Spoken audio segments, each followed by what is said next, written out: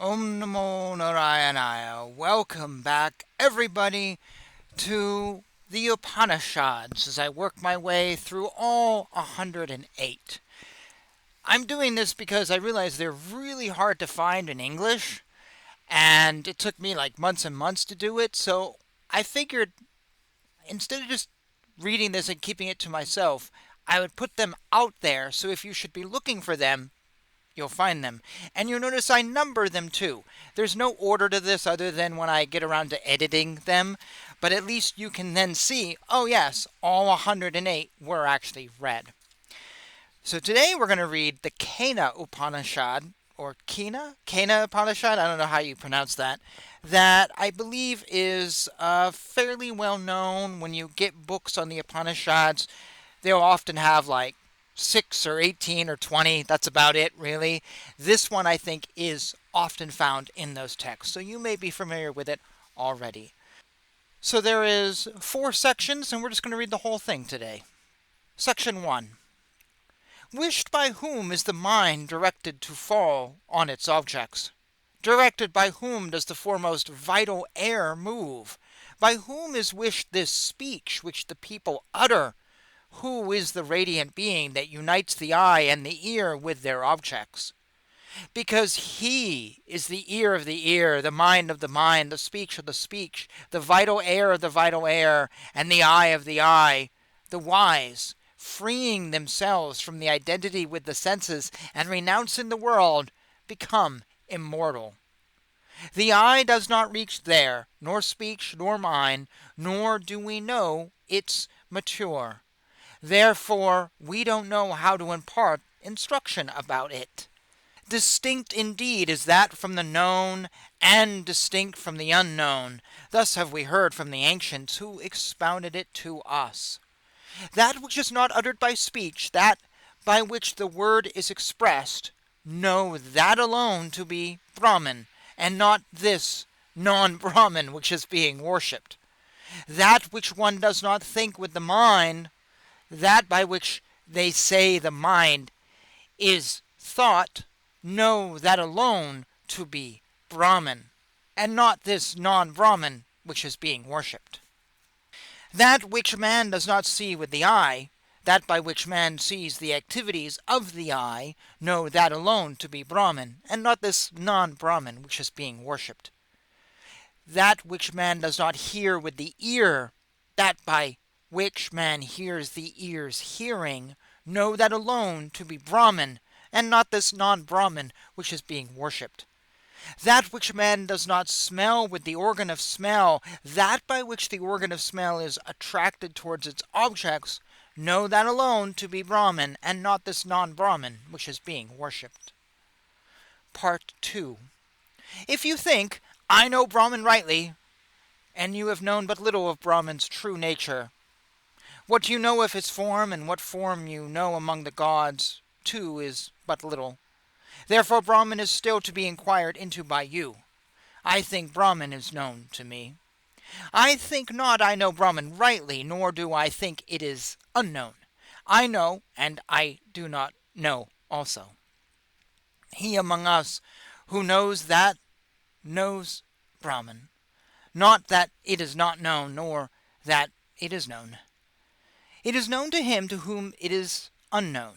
He to whom it is known does not know it. It is unknown to those who know, and known to those who know not. When Brahman is known as the inner self in every state of consciousness, it is known in reality, because one thus attains immortality. Through one's own self is attained strength, and through knowledge is attained immortality.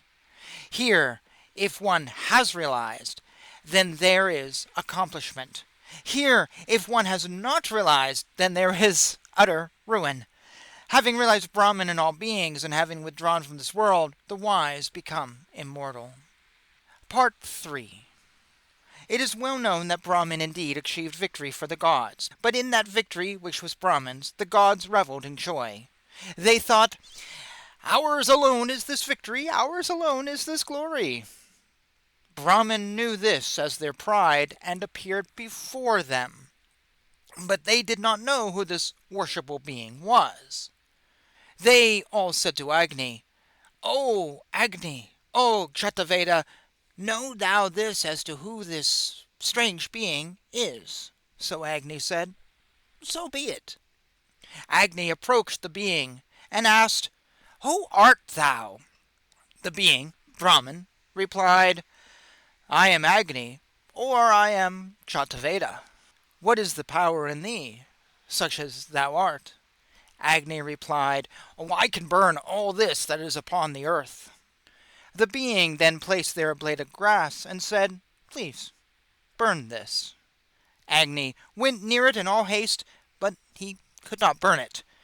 He returned from there and said to the gods, I am unable to understand who this strange being is. Then the gods said to Vayu, O Vayu, know thou this as to who this strange being is? And Vayu said, So be it. Vayu approached the being and said, Who art thou? And the being said, I am Vayu, or I am Matarsiva. The being then said, What is the power in thee, such as thou art? And Vayu replied, I can take hold of all this that is upon the earth. The being then placed there a blade of grass and said, Take this up. Vayu went near it in haste, but he could not take it up. He returned from there and said, I am unable to understand who this strange being is. Then the god said to Indra, O Maghava, know thou this as to who this strange being is? Indra said, So be it. He approached the being, but then the being disappeared from him. In that space itself where the being had disappeared, Indra approached an exceedingly charming woman. To that Uma decked in gold, the daughter of the Himalayas, he said, Who is this strange being? Part 4. Uma said, It was Brahman. In the victory that was Brahman's, you were reveling in joy.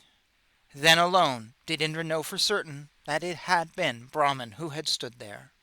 Therefore these gods, Agni, Vayu, and Indra, excelled other gods, for they touched Brahman who stood very close, and indeed knew first that it had been Brahman.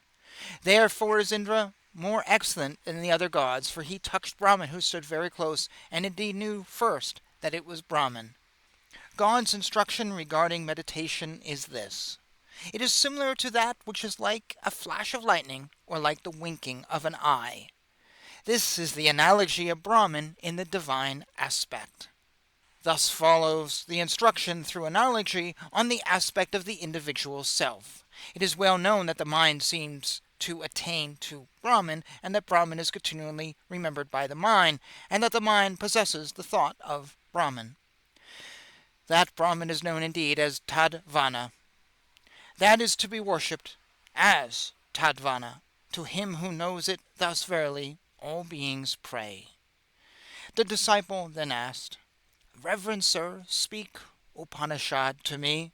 And the teacher replied, I have spoken the Upanishad to you. Of Brahman verily is the Upanishad that I have spoken.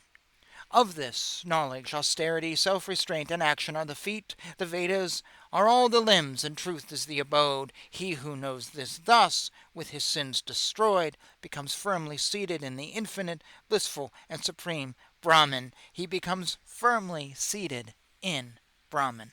Thus ends the Kena Upanishad. Oh, until next time, Jai Shri Krishna.